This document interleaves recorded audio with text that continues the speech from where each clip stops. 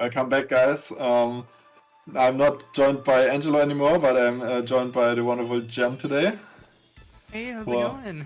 yeah, for the last match, I'm still really excited about the set we just saw, and I'm even more excited about the next game we have because we're gonna close out the week with a really exciting, a really expensive match, basically between two very accomplished players. Yeah, And for yeah, sure. Yeah, and I these two can't wait. matchups are really close right now. We got 3-3 between the Cyclone City Colossals and the Paoli Heat.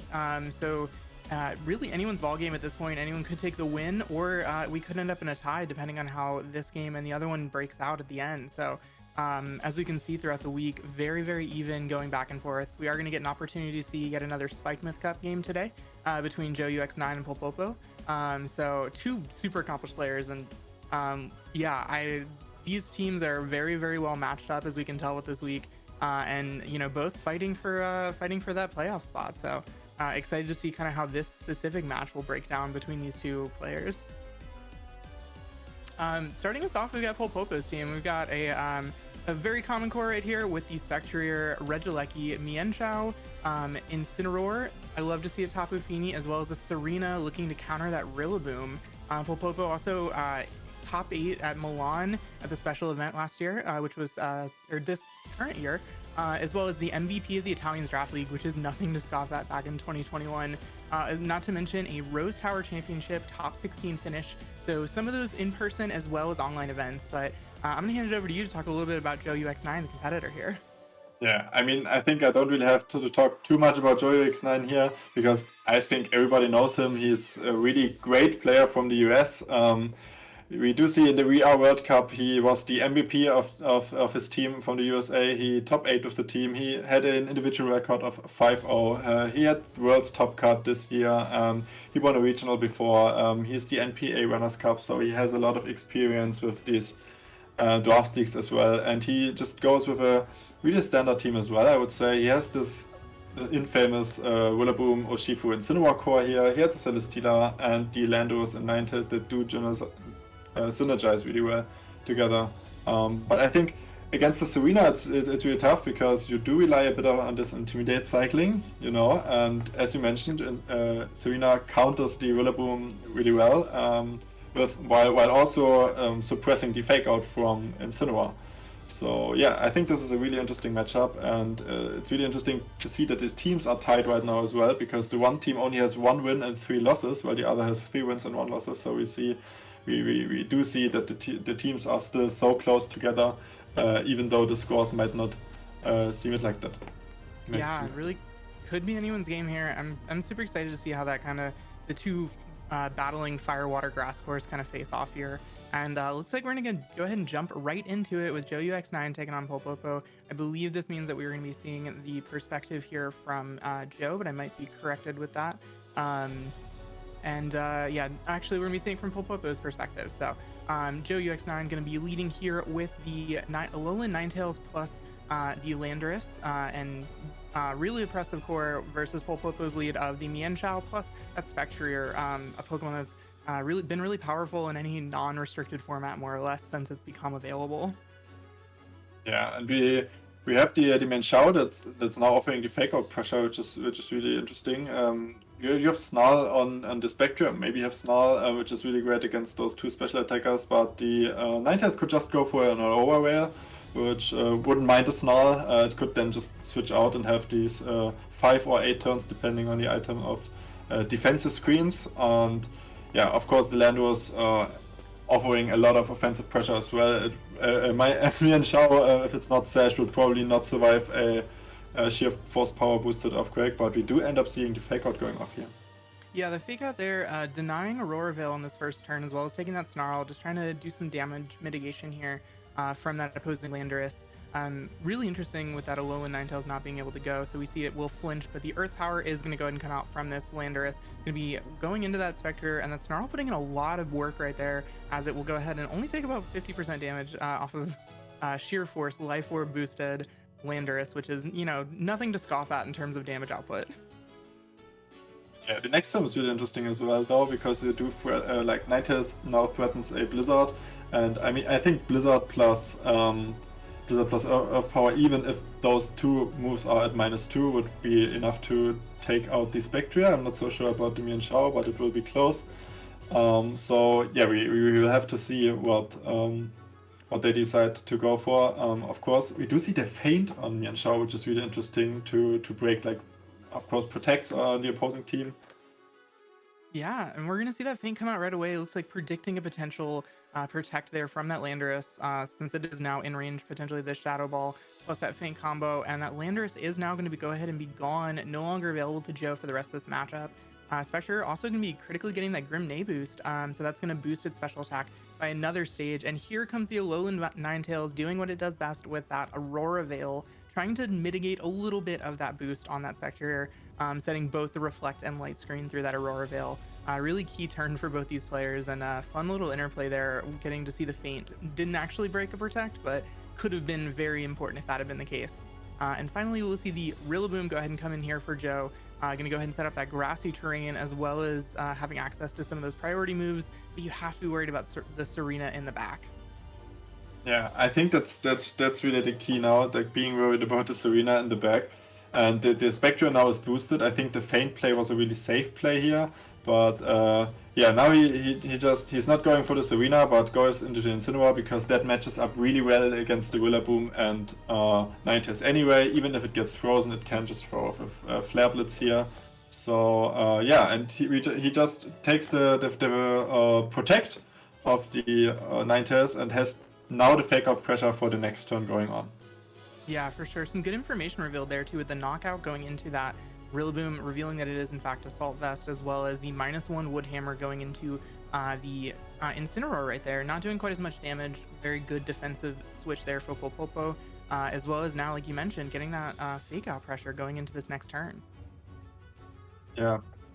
I think the Wood Hammer was a really nice play as well, because it did cover for the Serena switching in, and I personally didn't think about the Spectre switching out as well, because it was the Grenade boost, but yeah, critically Polpolpo did decide to not get greedy with it, keep it in the back for later, because it outspeeds the whole team of Joey, so it might be of value later on, and just switching it out into the really, really safe Incineroar. Yeah, perhaps being a little bit afraid of that. I'm sorry, the Alolan Ninetales. I was reading its other language name there, the Volona. Yeah, Germany, Forgive my pronunciation. But yeah, perhaps being afraid of catching a Blizzard on the switch in on Serena, not really wanting to take that. But we will see now. It is just going to go for the Moonblast directly into that Mienshao. I don't know a Mienshao that's going to live that one, as it will just go ahead and go down, thanks to having its potential sash broken previously by the hail. And yet another Wood Hammer coming out from this Rillaboom into that Incineroar. Kind of just chunking it down a little bit, down to 50% here on this Incineroar, and activating that Citrus Berry, as Incineroar will get a little bit of recovery here and be able to fire off a very effective Flare Blitz or a Parting Shot here, just to reestablish positioning and potentially reestablish the Fake Out pressure going forward. Yeah, I mean, he has the Paddock pressure now. It's still tough because he lost the how's it called, Mienshao. I'm sorry. But yeah, Incineroar can just come back now.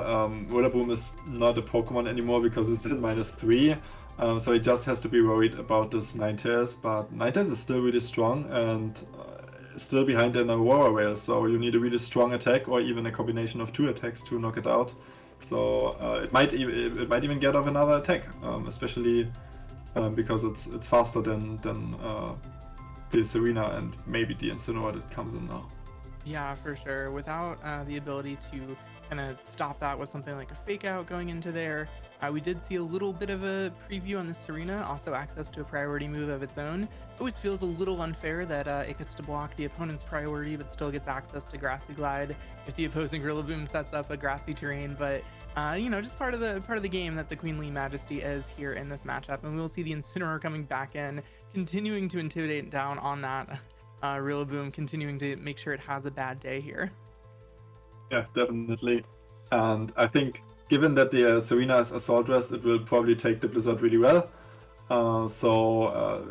I think Polpolpo doesn't really have to be too scared about this here. Should just decide to go on the offensive in the end. Of course, Joey still has a Pokemon that's not been revealed in the back, but he will reveal it now, and it will be that Incineroar, and that will take the steps from the opposing team really well. Yeah, for sure. Nice switch in here, getting that intimidate down on both of these. Obviously, you don't have fake out pressure for as long as that Serena's on the field next time, and we will see that Blizzard firing off. Assault Vest doing so much work there, and the triple axle coming out. This is always one of those where how many hits it gets usually is very important. In this case, -1 into an Incineroar. It doesn't really matter if it's 1 or 3 hits. It's more or less chip damage at this point. Yeah, the Flare Blitz is not chip damage, but it still goes in the Incineroar slot and not in the Ninetales slot. So Ninetales like staying around for a few more turns here. Hail is now running out, so the Aurora will probably run out next turn, depending on if it's a light clay item or not. And yeah, we did see that the Blizzard is not really doing anything, probably because of the Assault Vest and the fact that it still sits at -1 after being hit at the Snarl turn 1. Which is kind of crazy to me, because you rarely see a Ninetales sitting around for what, 5 or 6 turns now? Yeah, it is a little bit wild seeing how many turns this Ninetales has been able to stick around, and it looks like it's just going to go ahead and retreat with the option to reset that hail at a later date, as this Rillaboom will be the switch in, and potentially, depending on how this goes, might not be the best switch in. It'll take that Vine Whip really nicely, -1 Vine Whip from that Serena, not doing a whole lot of damage, and Incineroar going for the Throat Chop into the opposing Incineroar, looking to block things like parting shots. But no parting shot to be seen, as this Incineroar is just going to go for the Flare Blitz into the opposing Serena. It's unintimidated. That's plenty of damage right there. I'm going to take it out, which will give Joe access to the priority moves yet again without fear of that Serena switch in or blocking from Queenly Majesty.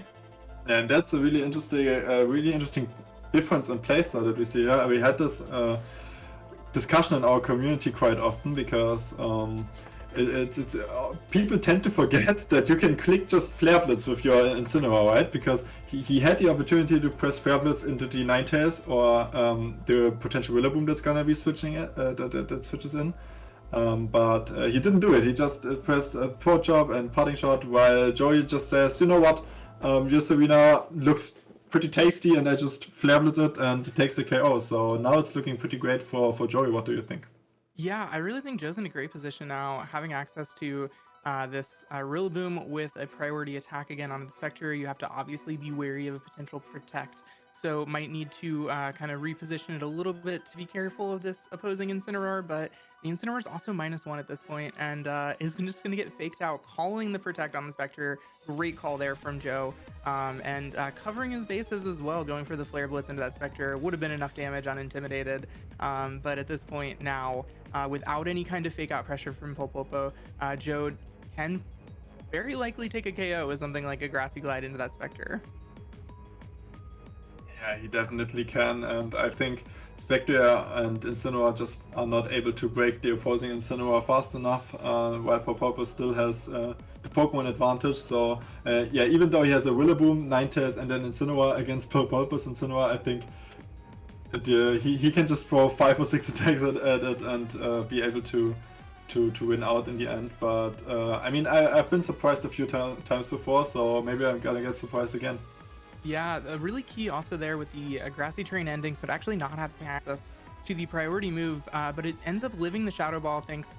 It no longer has the Assault Vest, interestingly, I'm sorry, Joe knocked off the Assault Vest from Polpolpo's Rillaboom earlier on in the game, so likely revealing that it is, in fact, that Assault Vest on that Rillaboom, as the Ninetales will switch in here, setting the terrain, as well as likely going down, or setting the weathering, likely going down here to a Flare Blitz.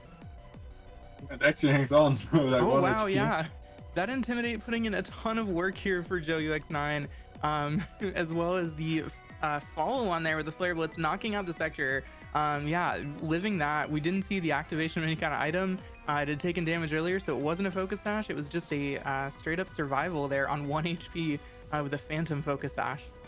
Yeah, definitely. But I think if we are being real here, this survival didn't really matter too much. Maybe it shows some damage rolls that Polpolpo is gonna be aware of next game. And yeah, Joey taking the game here really nicely. I think he had a pretty good advantage once he got rid of this Serena that, as you correctly said, just shuts down Rillaboom completely, and yeah, makes Incineroar's life harder.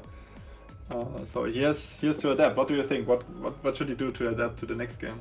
Yeah, that Serena is so important there for Polpolpo, and it feels like positioning it and identifying when it's really at risk is something to be careful of. Like you mentioned, people forget that with Incineroar on the field, you can just click Flare Blitz into that, especially if you're unintimidated, and you can likely pick up a KO onto the opposing Serena. So I think the Serena management is very, very key for Polpolpo going forward here. But yeah, Joe also just kind of expertly maneuvering around in that last game. I also think just having the 9 sails available later for what I'm sure Joe thought was just going to be a sack and throwing it back out there, and ends up surviving, get some extra access to damage. Really, really key stuff. Letting a Pokemon sit for that long. Yeah, definitely. I mean, it was just able to pick up the Minchao with Moonblast, throwing out a Blizzard here and there, of course, crucially setting up the Aurora Rail. So Ninetales putting up a ton of work here as well as his Incineroar. Let's see how, if Polpolpo is able to adapt and get a win in game 2. For sure. Going into game number 2 here of our last set of the day here in week number 5. And we're going to see from JoeUX9, it's going to be the Alolan Ninetales yet again, right next to that Rillaboom.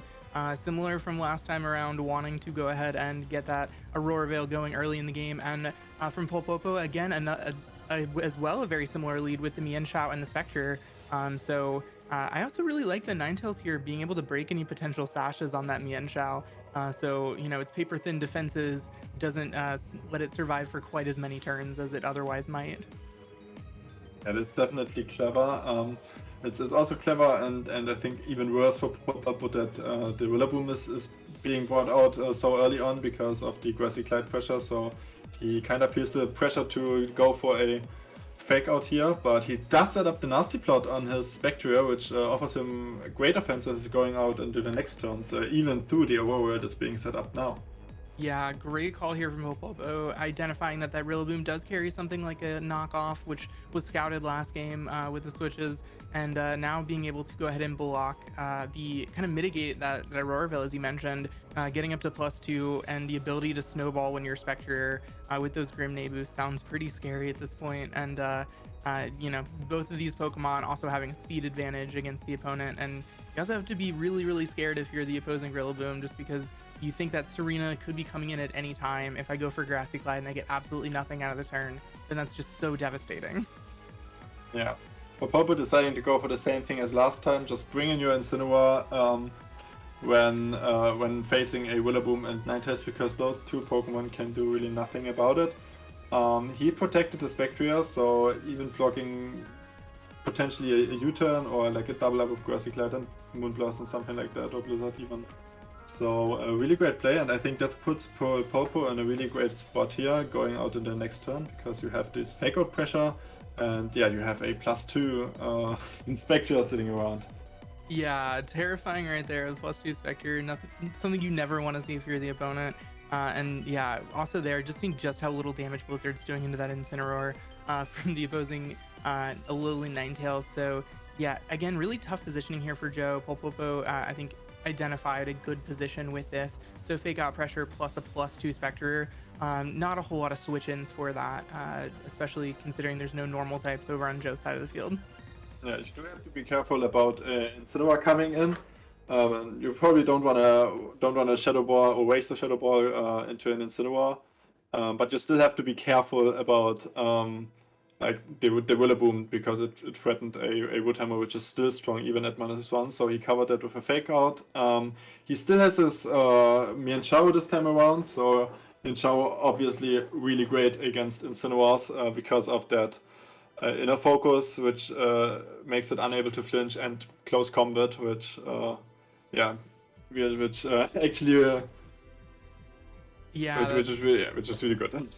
yeah, it's really great, especially in those opposing Incineroars. You can't get faked out by it. You get to return it with a close combat. You don't get the drop associated with the Intimidate from that. Or no, I'm sorry, that's not true. It's the fake out that you don't get.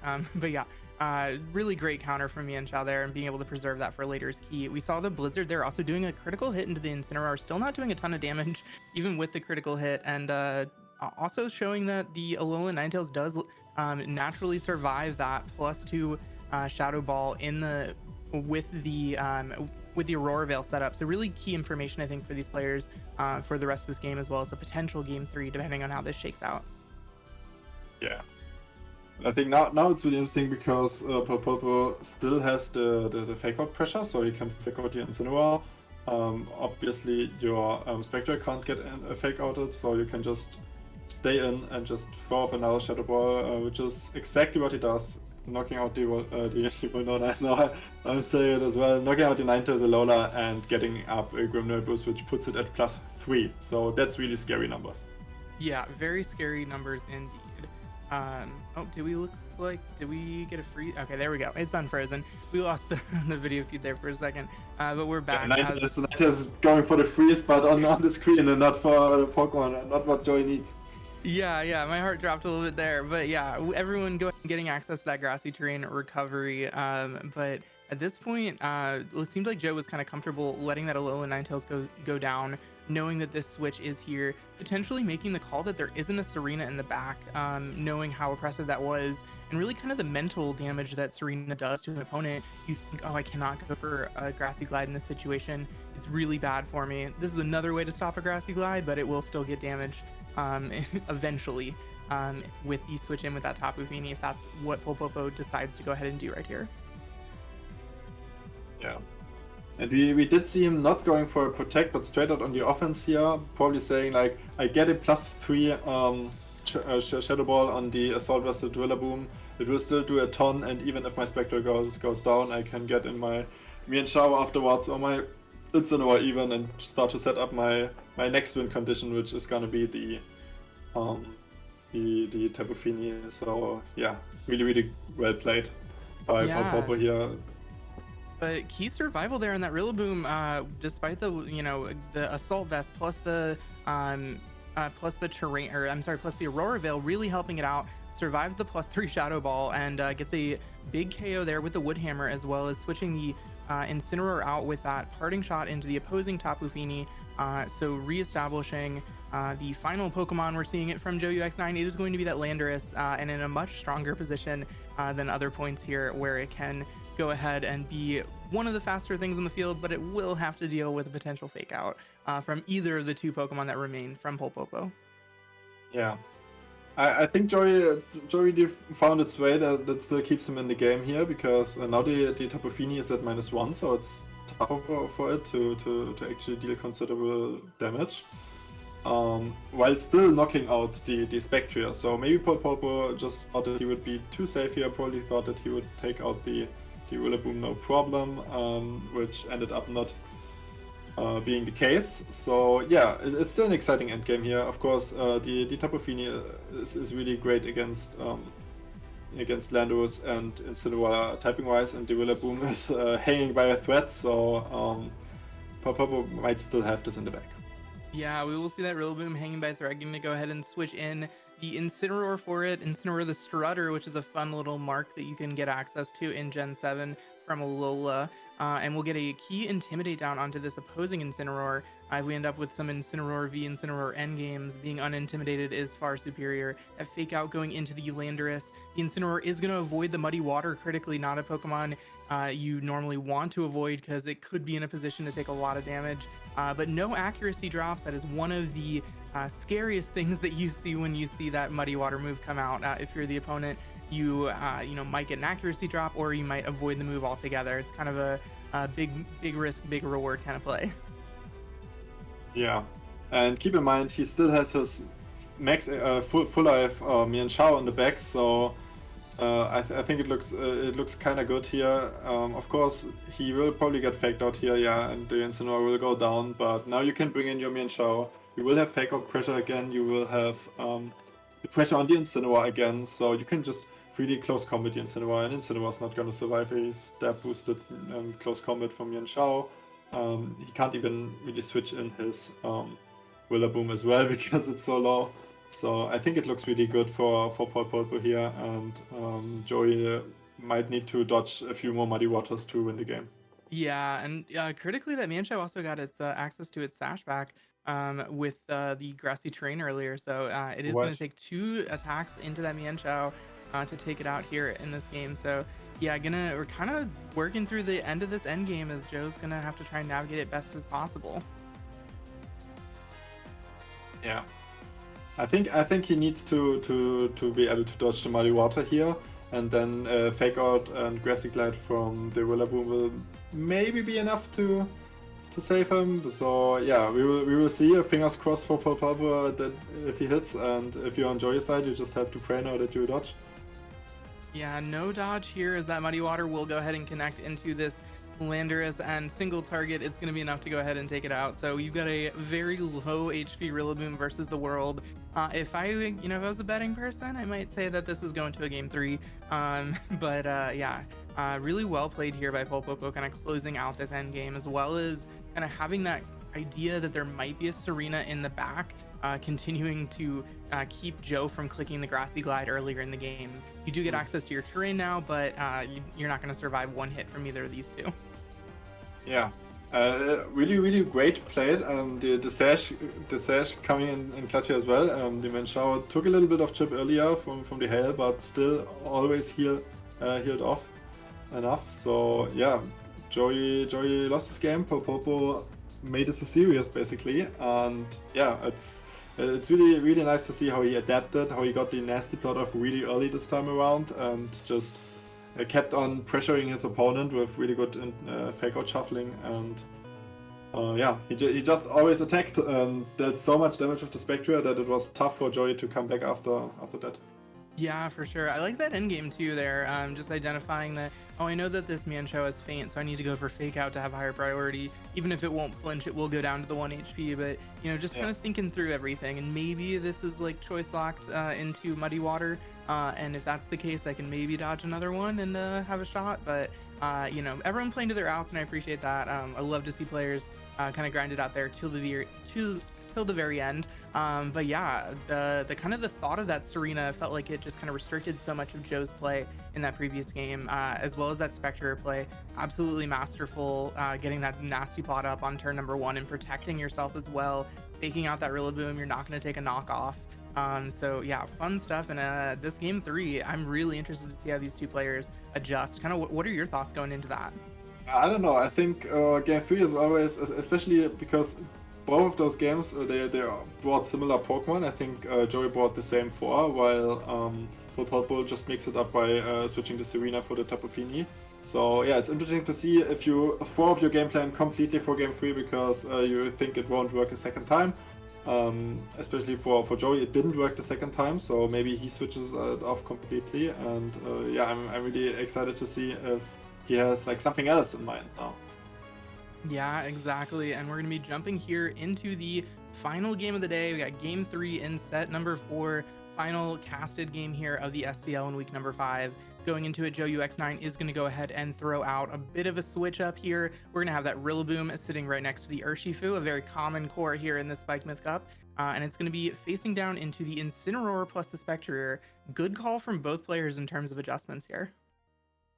Yeah, I think it's really interesting to have the Urshifu out, facing off with the Incineroar, because as I said earlier, obviously the Incineroar is really great against the Rillaboom, but the Urshifu kind of covers that weakness. So you have the fake out pressure now because the Incineroar is slower than the Rillaboom. I always read the name, so I get confused a bit. Sorry for that. And yeah, we do see the fake out going off here, and let's see what the Urshifu does. Yeah, so a bit of a reveal here with the Spectre moving first, getting that nasty pot off, so likely not going to be something like a Scarf, or if it is, it's potentially a more offensively focused. So going to go ahead and get these Surging Strikes here. Based off of this damage, it looks like this Pokemon is going to actually end up making it here. Spectre with +2, no opposing Aurora Veil to slow it down, and it's the fastest thing on the field right now. There is still that Grassy Glide pressure from that Rillaboom, so you really have to make that call. Is the Serena switch coming now? Is it not? Did Polpolpo bring the Serena on this turn? A little bit of a terrifying position. Yeah, now you wonder about the Serena in the back. It wasn't there the previous turn, so the previous game. So yeah, it's a really tough mind game to make now. Do you just want to rely on that and just Grassy Glide in that slot, or do you want to probably just cover it with a double up even with Urshifu? Because I mean, Spectre obviously can't protect against the Urshifu due to its ability. Yeah, we will see the switch. I'm sure that is having JoeUX9's heart jump into his throat, worried if it's the Serena or not. And it's the reveal. It is not the Serena. It is actually just going to go ahead and be this Tapu Fini, which will change the terrain. So this Rillaboom, if it's going for Grassy Glide, will not be having access to priority anymore. And the Spectre is going to go for the Shadow Ball into that opposing Urshifu as the we'll go the Rillaboom will go ahead and use the Wood Hammer into the Spectre. Really well played there by JoeUX9, covering for a potential Serena switch and identifying the real threat, especially knowing that +2 probably not going to be enough to KO with that Assault Vest on that Rillaboom based off of the damage from prior games from the +3 behind Aurora Veil not KOing. So big KO there for JoeUX9 without taking a whole lot of damage from that opposing Spectre. I think that was really well played. Really well played by him. He didn't take any damage this turn, which is crazy because he faced off a +2 Spectria. And yeah, as you correctly identified, he was probably just saying, okay, if I take the damage on the Rillaboom, I don't really mind too much. And yeah, I think now it's all on the Tapu Fini to kind of be able to set up even against a Rillaboom, because the Rillaboom sits at -2. But yeah, it looks pretty tough for Polpolpo. Yeah, Polpolpo losing the Incineroar here to the Surging Strike, since now the Urshifu is the fastest thing on the field. Gonna be pretty difficult, especially because that Rillaboom can go ahead and reset its terrain and its drops eventually. This Moonblast here into the Urshifu, not quite enough damage, perhaps revealing a little bit of information about how these Pokemon are trained. But this Urshifu is going to be around again and potentially the fastest thing on the field, depending on how these C tiers break out from Polpolpo's final Pokemon, as well as what JoeUX9 is going to be bringing in here on that U-turn from the Rillaboom. And it is just going to go ahead and be that Aurora Veil alone, which at this point, I don't know how much damage mitigation you truly need, but you have access to a very fast special attacker, which can get some damage down against these opposing Pokemon. So excited to see that. Also setting the Hail critically in case that Mienshao is in the back and potentially breaking a sash on it. Yeah. At this point, I wonder, because of like the survival of Urshifu and the amount of damage it was able to do against the Incineroar, if it's one of those more bulkier and water item boosting, like water boosting item. What's it called? Like Mystic Water, I think. Yeah, the Mystic Water. That's it. Because it dealt so much damage against the Incineroar. Normally, Incineroars with Citrus Berry are able to survive those attacks, but yeah, this one wasn't, obviously. So yeah, really great. The offensive Urshifu dealing a lot of damage here, and yeah, dodging the Muddy Water here as well. Yeah, dodging the Muddy Water not going to matter as much for the KO here, because that Hail Chip should be enough to go ahead and take it out there, bringing this potentially the Rillaboom back in to go ahead and ruin this Tapu Fini's day. And also critically, no accuracy drops on that opposing Alolan Ninetales for JoeUX9. So pretty free Blizzards going forward, being one of the fastest Pokemon on the field. And we will see this Rillaboom switch back in. A ton of pressure between Fake Out on the Tapu Fini or just going for Grassy Glides, Wood Hammers into that Tapu Fini to guarantee KOs going forward. And yeah, that Mienshao also not getting access to the Grassy Terrain at the end of this turn means that basically one special attack and it should probably go down.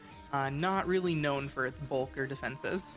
Yeah, I think we really talked about it before Game 3, that one of those players, maybe Joey, wants to adapt his win condition or his game plan, and he did, and it worked out perfectly. Polpolpo didn't really had it in him to counteract this lead. I mean, Rillaboom Urshifu obviously is a really common lead, as you said, but he probably anticipated the Ninetales lead going off again, because he did see it 2 games in a row, and it didn't work out for him with the nasty plot and the way he did it. Yeah, so really big. Joey. Yeah, that was a big change up there from Joe. Really well played the whole series by Polpolpo as well. Just kind of came down to those last game adjustments and trying to identify exactly how your players want to play it. With that, the Cyclage City Colossals have gone up on the week 4-3-0. They've guaranteed themselves, at the very worst scenario, a tie here, but are looking for that win as opposed to the tie. One more game there between Zanzibar as well as Polar Bear. So that will determine the week between these two if they end up with another tie with their first tie, or if they end up with their second win of the week. The Hilly Heat is going to be fighting for that tie, trying to make sure they have as many points as possible in this final couple weeks before the playoff push. Yeah, I think it was a really, really interesting thing set. We had like two really slow-paced games with interesting endgame situations, while the game 3 was just all about those first two turns, and then Joey just kind of playing it safely and playing it like he does best, just going for the safe play, identifying, okay, I have an advantage here, how do I bring it home safely? And that's what happens. So. Yeah, just absolutely incredible seeing a Spectre get to +2 with a nasty bot and then taking absolutely no damage whatsoever from it. Great calls with the protects as well. But also, I still really like the play to go ahead and nasty bot from Polpolpo. We saw how much pressure that put on Joe in game number 2. Makes sense to go back to it in game number 3. Just kind of worked out that Joe had figured out the puzzle of how to address that here in game 3. So what you love to see, nice back and forth set between two players. And in a really close set for the week here, as these two teams are going down to their final match to determine who that winner is going to be. And y'all should stay tuned. I believe the Discord you'll be able to see that on the sheet whenever that's posted, probably later today. But yeah, it should be really fun to see who will win out the week there. And as we have this like final little push here for playoffs, I'm super excited for playoffs though, just a couple weeks away. Yeah, I had a ton of fun casting with you and Angelo today, and I think we're gonna go for a really short break and then hand it over to Izzy and Evan for a quick recap of today's stream and the whole week as a whole. Awesome.